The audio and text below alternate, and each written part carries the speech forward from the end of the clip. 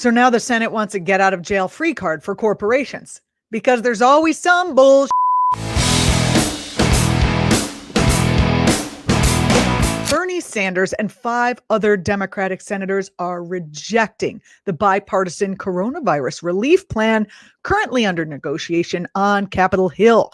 They say the bill is totally inadequate because it doesn't include another round of stimulus payments and that it is basically full of corporate-friendly poison pills. For example, it gives almost 100% legal immunity to corporations whose irresponsibility, to put it mildly, has led to the deaths of hundreds of workers. Does that seem fair? No, I don't believe it does. Senate Majority Turtle Mitch McConnell is demanding a 5-year liability shield for any reckless corporation that wants one.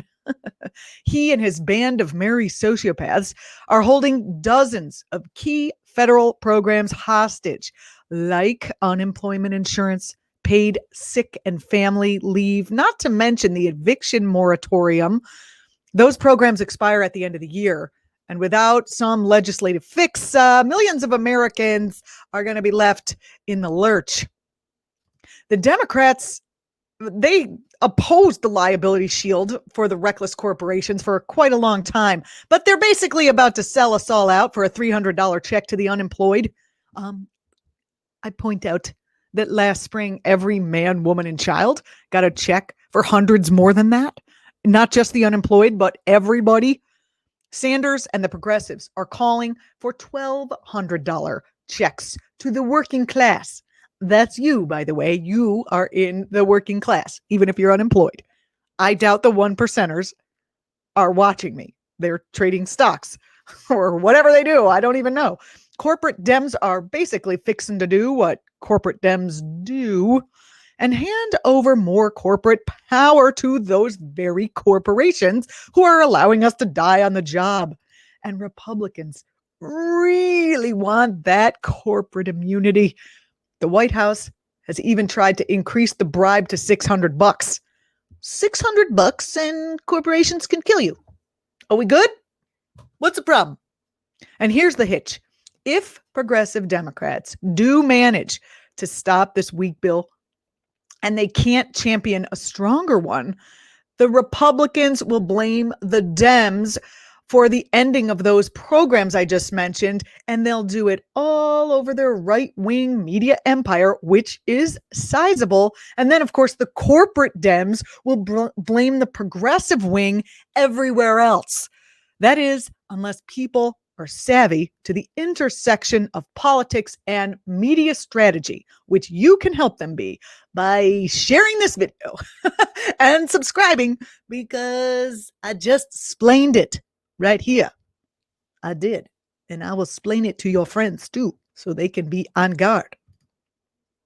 Bernie's letter, which was backed by Senator Warren, Ed Markey, and Kirsten Gillibrand, among others, reads, and I quote, "Simply stated, given the horrific extent of the current crisis and the desperation that working families all over this country are experiencing, the proposal does not go anywhere near far enough."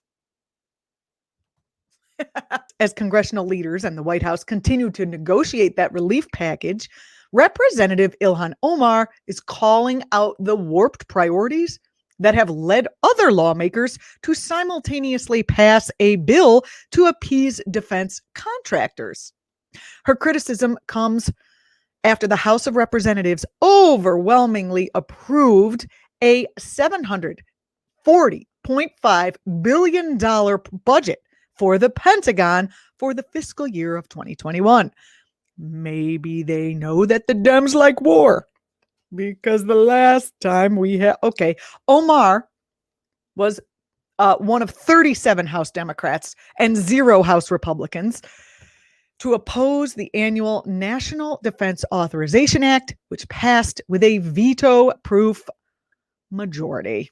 37 House Democrats opposed it. 37 is not enough. We need to get ourselves on our phones and push these people a little harder. But not all the corporations are getting everything on their Christmas list. Facebook They are facing a coordinated attack by federal regulators and a coalition of nearly all states' attorney general because it's affecting every state. A pair of lawsuits filed argue that the social media giant, where you share pictures of your Christmas piñata and ugly Christmas sweaters, and you complain about, coronavirus captivity that we're all finding ourselves in, Facebook. Well, the lawsuits argue that Facebook has become an illegal monopoly. There's nowhere else to share your pictures of your lunch. No, kidding. The lawsuit says it should be broken up and that it needs to have limits on future mergers. So, it'll stop any more anti-competitive behavior. New York Attorney General Letitia James said, and I quote here, and I will not be doing an impersonation because I don't have one for her. Instead of competing on the merits, Facebook uses its power to suppress competition so it can take advantage of users and make billions by converting your personal data into a cash cow. Antitrust activists say the lawsuits mark an important turning point in this battle to rein in big tech monopolies and to reinvigorate antitrust enforcement, which could go a long way if Democrats will do it on a federal level too. We are going to keep an eye on that, and we are happy that you are keeping your eye on us. I'm Julianna Forlano. This is Act TV. Thanks for watching.